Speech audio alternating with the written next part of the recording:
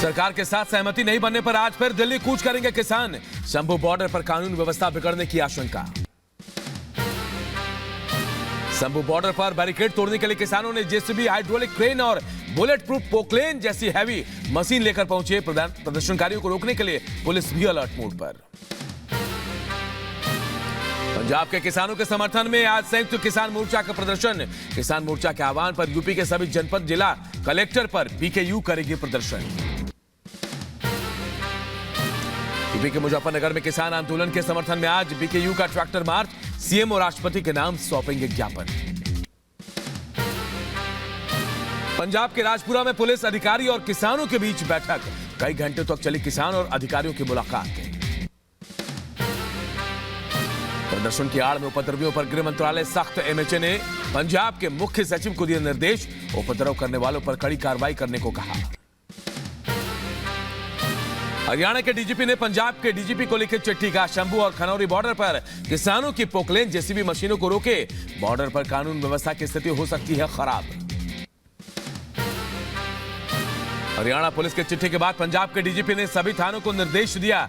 JCB, Poclain, tippers, hydra और भारी मशीनों को हरियाणा बॉर्डर पहुंचने से रोके पुलिस। किसानों के प्रदर्शन को देखते हुए हरियाणा में बड़ी इंटरनेट पर पाबंदी। पंजाब से सटे हरियाणा के 7 जिलों में आज मध्य रात्रि तक बढ़ी है पाबंदी। किसान आंदोलन पर पंजाब हरियाणा हाईकोर्ट सख्त। कहा, हाईवे पर ट्रैक्टर ट्रॉली लेकर जाम नहीं लगा सकते। पाबंदी के साथ प्रदर्शन का अधिकार। किसानों के सरकार के एमएसपी के प्रस्ताव को ठुकराने पर बोले केंद्रीय कृषि मंत्री अर्जुन मुंडा, किसान बनाए रखे शांति, चर्चा जारी रखकर ही निकाला जा सकता है समाधान। किसान संगठनों के उनसे अपील करूंगा कि किसी भी संवाद से समाधान की तरफ ले जाना, उसमें शांति और वार्ता लगातार जारी रखते हुए हमें आगे बढ़ना चाहिए। मराठा आरक्षण को लेकर महाराष्ट्र सरकार का बड़ा फैसला। विधानसभा में मराठा आरक्षण बिल पास। 10% आरक्षण के प्रस्ताव को सीएम एकनाथ शिंदे के मंत्रिमंडल से मंजूरी मिली। मराठा आरक्षण बिल को लेकर बोले डिप्टी सीएम देवेंद्र फडणवीस का, मराठा आरक्षण बिल दोनों सदनों से पास हुआ। इससे पहले भी हमारी सरकार ने मराठा आरक्षण दिया था। मराठा आरक्षण को लेकर बोले बीजेपी नेता नीतीश राणे का, मराठा समुदाय के लिए आज का दिन बड़ा। मराठा समुदाय अब इस आरक्षण का लाभ उठाएगा। पश्चिम बंगाल के संदेशखाली से गिरफ्तार रिपब्लिक बांग्ला के रिपोर्टर संतु पान को 3 दिन की रिमांड। ममता ने संतु के 10 दिन की मांगी थी रिमांड। ममता सरकार के खिलाफ पत्रकारों को प्रदर्शन। प्रेस क्लब ऑफ इंडिया में जुटे देश भर के पत्रकार। संदेशखाली में रिपब्लिक बांग्ला के रिपोर्टर की गिरफ्तारी का विरोध हुआ। संदेशखाली के आरोपी शाहजहां शेख की फरारी पर कोलकाता हाईकोर्ट का सख्त संदेश। बंगाल सरकार और पुलिस को लगाई फटकार। कहा, शाहजहां शेख को अब तक गिरफ्तार क्यों नहीं किया गया।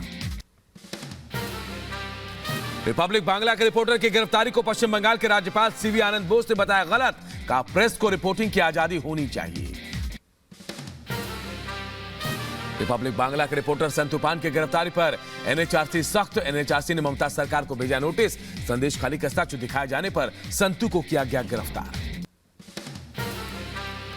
एनसीडब्ल्यू की अध्यक्ष रेखा शर्मा के संदेशखाली दौरे पर बंगाल सरकार में मंत्री डॉक्टर शशि पांजा ने कहा, रेखा शर्मा जहां जाती है वहां उनका एजेंडा पहले से तय रहता है कि बंगाल में सब कुछ गड़बड़ है। ममता की तानाशाही का देश भर में विरोध। महाराष्ट्र के डिप्टी सीएम देवेंद्र फडणवीस ने रिपब्लिक बांग्ला के रिपोर्टर की गिरफ्तारी को बताया गलत। कहा, संदेशखाली हिंसा में टीएमसी नेता शामिल। ममता सच छिपा नहीं सकती।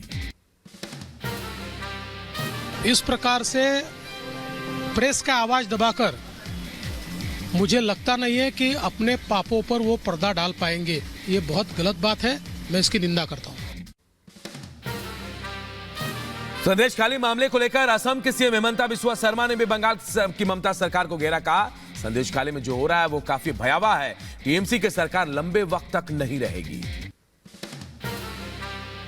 जो सरकार इतना अत्याचार करता है माता का ऊपर, बहनों का ऊपर, पत्रकार का ऊपर, वो सरकार बहुत दिन नहीं चलेगा, ये मेरा विश्वास है।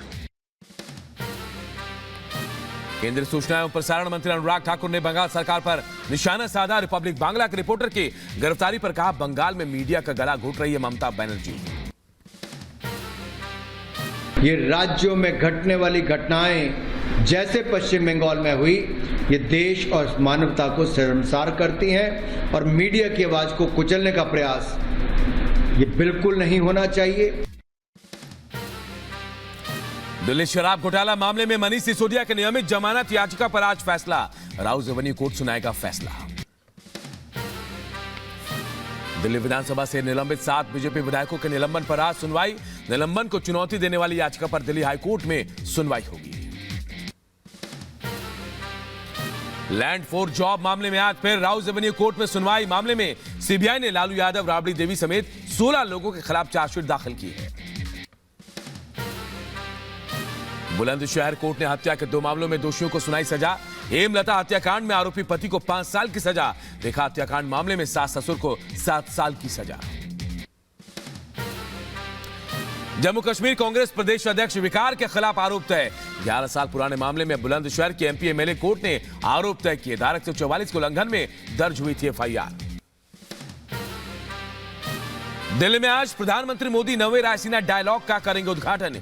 ग्रीस के पीएम होंगे मुख्य अतिथि। 100 से ज्यादा प्रतिनिधि समारोह में हिस्सा लेंगे।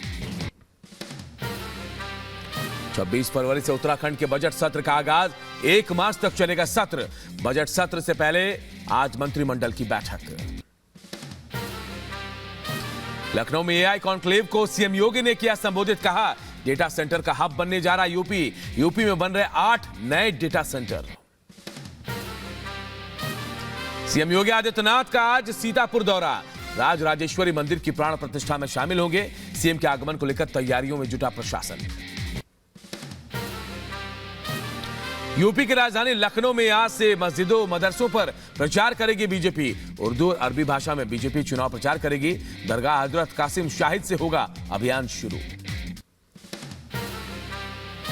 जन विश्वास यात्रा में तेजस्वी यादव ने जेडीयू पर साधा निशाना। कहा जेडीयू में अब कुछ नहीं रह गया। जेडीयू को 2024 में खत्म होना है। उनका कोई भविष्य नहीं है।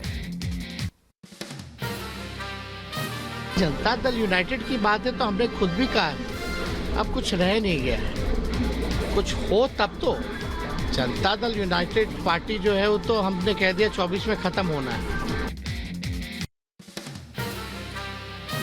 बदायूं से शिवपाल यादव को सपा से उम्मीदवार बनाए जाने पर बीजेपी सांसद संघमित्रा का बयान। बोली मैदान छोड़कर भागे भतीजे, अब चाचा आए हैं सामने। जयपुर में प्रबुद्धजन सम्मेलन में विपक्ष पर बरसे गृहमंत्री अमित शाह। कहा मोदी देशहित में काम कर रहे हैं। विपक्ष परिवार हित में जुटा है। पीएम मोदी ने 10 साल में भ्रष्टाचार जातिवाद को खत्म किया। गृहमंत्री अमित शाह ने कहा इंडी गठबंधन 7 परिवारों का गठबंधन। हर राजवंश अपने बेटा या बेटी को सीएम या पीएम बनाना चाहता है। सोनिया जी का लक्ष्य है राहुल बाबा को प्रधानमंत्री बनाना।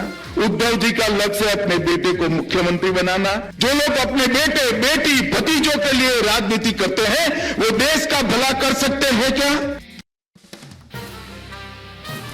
राहुल गांधी ने यूपी और काशी का अपमान किया। प्रदेश के युवाओं को बताया शराबी। कहा यूपी का भविष्य शराब पिए नाच रहा है। राहुल गांधी को उत्तर प्रदेश और काशी का अपमान पर बरसे स्मृति ईरानी। कहा राहुल के मन में यूपी के लिए जहर है। कांग्रेस का भविष्य अंधकार में तो यूपी का भविष्य विकास की ओर। भारत जोड़ो यात्रा के दौरान यूपी के रायबरेली में राहुल गांधी का विरोध। राहुल गांधी को दिखाए गए काले झंडे।